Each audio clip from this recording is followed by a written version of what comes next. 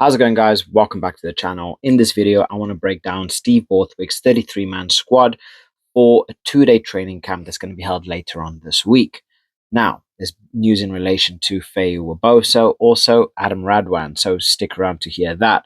First up, before I continue, please like and subscribe. It really does help the channel grow. So if you haven't yet, hit that like button and subscribe for more content.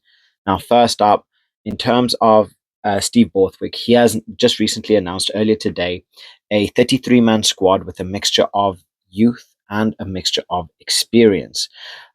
We are seeing 14 uncapped players, but this is purely going to be a case of he wants to get an idea of quality, talent, where the head's at, fitness, and so on. A lot of the players are either going to be out with the British and Irish Lions or due to Northampton Saints and Bath being in European competitions and on duty, they will be missing out as well. So this really gives Steve Borthwick a chance to understand some of the young players that they do have, who they have at their disposal, potential players that have very high ceilings that can potentially make it, who knows, into the next Six Nations, or just people to keep an eye out on. So this is going to be quite interesting because looking at the forwards, they do have a lot of youth, as in Seb and Charlie Atkinson, brothers from Gloucester, really good talents. Obviously, we do have Raketi Marcy White, which again, he's such a powerful runner of the ball, and he's definitely one for the future. But even players like Rafi Quirk, who really is an elite player and only getting better. So we look at backs like that, and then you have forwards in Afolabi Fasogbon. You have Richard Capstick, Joe Batley, Emeka Leone, which was a I think it's the under 20 England captain, Asher Poku-Fojo, Gabriel Oghre. These are players that have really high ceilings, right? They're not necessarily at those levels yet, but within a year or two, we can definitely seeing them potentially playing for England or, who knows. But really elite level talent. And I feel this is going to be a good time for these players to get on the radar of Steve Borthwick and say, look, we deserve to be here. We deserve to be competing for positions. And then this is only going to help Steve Borthwick going into the I believe it's the July tests later on in the year. Six Nations for 2026 is going to give him a lot of options to rotate. It's going to give him a lot of options for competition. And I feel this is going to be a good starting point for a lot of these young players, like I said, to really get in the spotlight and to start turning Borthwick's head.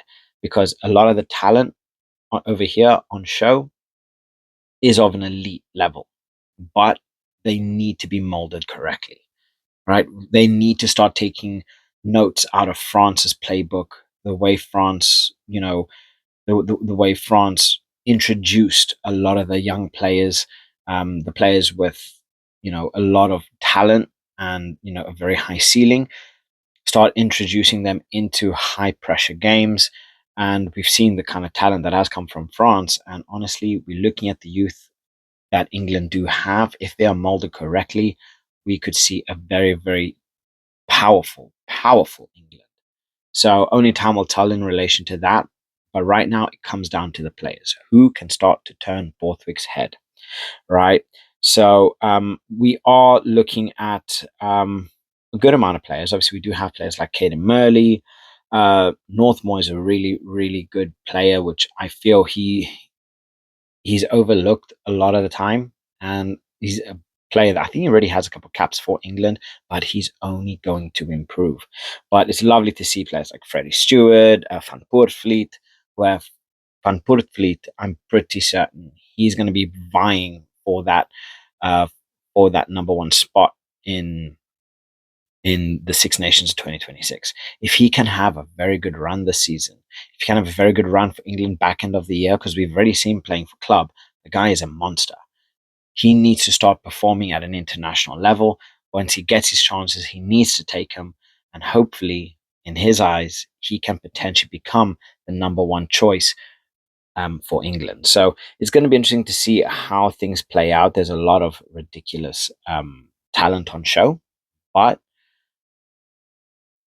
he's going to have to fight. He's really, really going to have to fight. Now, one name that you probably will notice isn't here is Adam Radwan. The guy has been playing phenomenally for club. The guy has been scoring left, right, and center. His positions are ridiculous. His ball carrying, his position is off the charts. The guy, he's fast. He understands where he needs to be. He understands tactically, but he hasn't been chosen. I don't know why. I feel he is a very, very good player, and there are a lot of players that I feel don't deserve to be there over Radwan.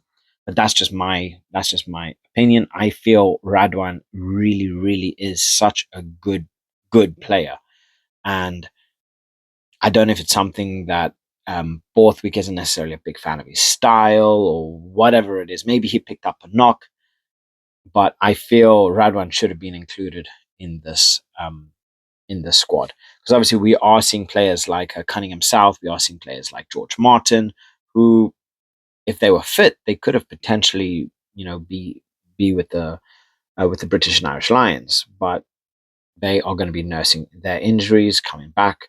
Feyi-Waboso, he's now coming back, which I cannot wait to see, because if Feyi-Waboso is fit and ready, England are going to be electric. They are going to be electric. I'm telling you this now. One side Feyi-Waboso, the other Tommy Freeman. Oh, that's like heaven. Because even then, with the England Six Nations squad, we saw a whole bunch of other players playing in that position. But I feel Feyi-Waboso, with that power, that speed, that dynamism coming through, and then having the likes of Tommy Freeman, who's just that big, bulky winger. He's brilliant in the air. He powers through. He's got good footwork. He's got good placement.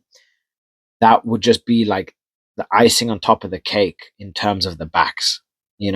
So it's going to be interesting to see how everything plays out. I want to make sure that Feyi-Waboso is kept fit and ready, because Feyi-Waboso is a game changer. So I'm so happy that he's finally back. He is still nursing his injury. They are going to be monitoring. Him, but this is a good chance to start seeing Feyi-Waboso back in action, and then hopefully fully fit, ready to go for the first internationals and start kicking some backside. Right. So at the end of the day, this is only a 2-day training, training course or session. It's nothing major. It's more for Steve Borthwick to understand what he has at his disposal, considering the players that are away on international duty or European duty, and kind of just pushing on from there. So let me know what you guys think. Is there any player here that you felt doesn't deserve to be in? Is there any player here that you feel deserved to be called up for this training camp? Let me know your thoughts in the comment section below. Please like and subscribe as always, and I'll catch you guys in the next one. Bye.